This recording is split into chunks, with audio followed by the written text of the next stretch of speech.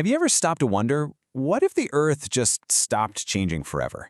I want you to really picture that for a second.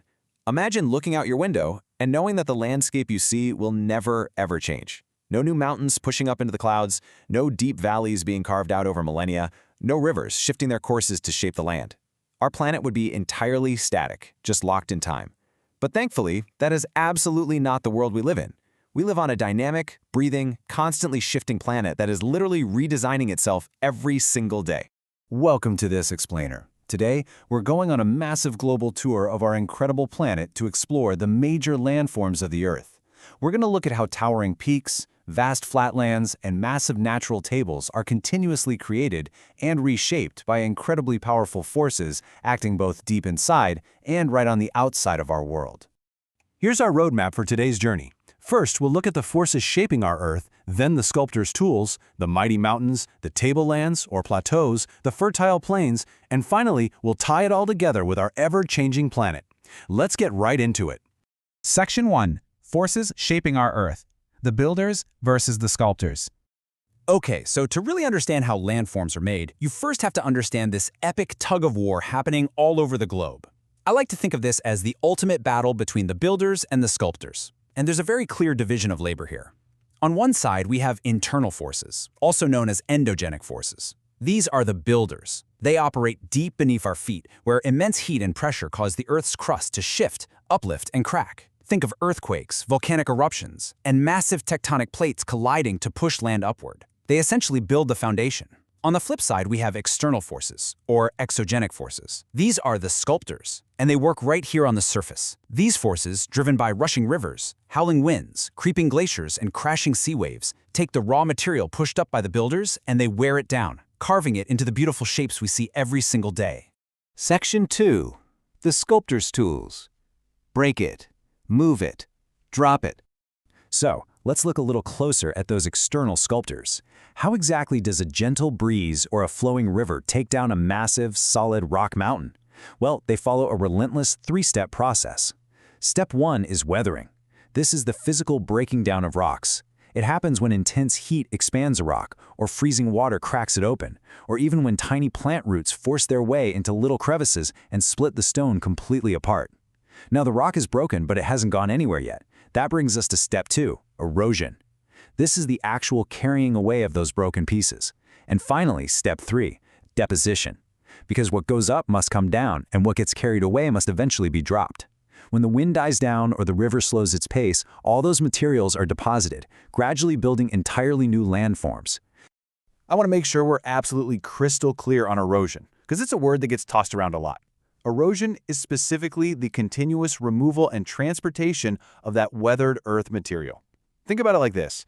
If a rock crumbles into dust and just stays right where it is, that's just weathering.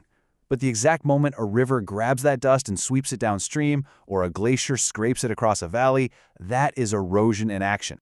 Section 3. The mighty mountains. Reaching for the sky. All right, now that we know how the Earth moves and shapes itself, let's look at the incredible results. I want you to imagine looking straight up into the sky, craning your neck back as far as it goes. Mountains are defined by their dramatic shape, a narrow, high peak, which we call a summit, resting on a really broad, expansive base. They rise incredibly steeply above the surrounding landscape, and because of their sheer height, they are absolutely crucial to our planet's survival. They act as massive natural storehouses for frozen water, and their high peaks physically block and direct wind and weather patterns. They literally steer the global climate. But not all mountains are created exactly the same way. In fact, our internal builders create them in 3 totally distinct ways. First, we have fold mountains. Imagine pushing a rug from both ends. The middle buckles and folds upward, right? That's exactly what happens when tectonic plates collide, creating majestic ranges like the Himalayas. Second, we have block mountains. Sometimes, instead of folding, the Earth's crust cracks under immense tension, and massive blocks of land are forced vertically up or down. And third, volcanic mountains. These are built from the inside out, layer by layer. As molten lava erupts, cools, and solidifies over thousands of years, it builds peaks like Mount Kilimanjaro in Africa or Mount Fujiyama in Japan. Let's demystify those block mountains for a second, because the terminology can sound a little intimidating. When the crust cracks and shifts, the massive blocks of land that get pushed upward are called horsts. The blocks that sink down into the earth form deep valleys called grabens. An easy way to remember this: grabens go down into the ground, kind of like a grave. You can actually see a stunning real-world example of this in Europe, where the Rhine Valley sits as a sunken graben directly between the uplifted horsts of the Vosges and the Black Forest Mountains. Okay, before we leave the peaks, I've got a seriously mind-blowing fact for you. When we think of the tallest mountain, we almost always think of Mount Everest, right? But if you travel to Hawaii and measure Mauna Kea, starting from its true base, which is deep, deep at the bottom of the Pacific Ocean, all the way to its peak, it's actually significantly taller than Mount Everest. It's just that most of it is hiding underwater. No way, right? Section 4. The tablelands, or plateaus, flat on top. Now, I want you to lower your gaze just a bit from those towering peaks and look straight ahead across a high, elevated horizon. You're now visualizing a plateau. Plateaus are elevated flatlands. The absolute easiest way to picture them is to imagine standing on top of a giant natural table. Unlike a mountain, which comes to a sharp, narrow summit, a plateau lifts you high up into the air, but then provides a massive, flat surface at the top. They still have steep sides that drop off, but the top itself is vast and relatively level. And listen, plateaus are far more than just big, flat rocks. They are the literal treasure chests of our Earth. Because of how they're formed, often through ancient volcanic activity or massive crustal uplift, they're just packed with resources. The Tibetan Plateau is the highest in the world, which is why it earned the nickname the Roof of the World. The vast African plateau is world-renowned for its incredible mineral wealth, particularly gold and diamonds. In India, the Chota Nagpur Plateau features these abrupt drops that create breathtaking spectacles like the Hundru Falls.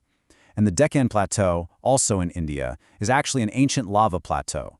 That volcanic history left behind incredibly rich, dark basalt rock, which over millions of years weathered into this super fertile black soil that is absolutely perfect for agriculture. Section 5. The fertile plains, the flatlands. For our final major landform, look all the way down at the flat ground level. You are standing on the plains. Plains are vast, seemingly endless stretches of flat, low-lying land. They rarely sit more than 200 meters above sea level. So, the big question is, how do these huge flat expanses get here? Remember that three-step process we talked about? Break it, move it, drop it? Well, plains are the ultimate drop-it zone. They're primarily formed by river deposition. All those rocks and minerals that get broken down high up in the mountains are washed down by rivers and slowly, meticulously deposited over millions of years to build these flat lands. Because these plains are built from the nutrient-dense soils washed down from the mountains, they hold immense power for us humans. They offer the absolute best, most fertile land for agriculture on the entire planet. And because they're flat, easy to build on, and perfect for growing food, what happens? People move there. Plains are the most densely populated areas on Earth. Just think about the massive populations thriving along the Indo-Gangetic Plain or the Yangtze River Plain in China. The physical geography literally dictates human history and where we settle. Section 6. An ever-changing planet. Putting it all together.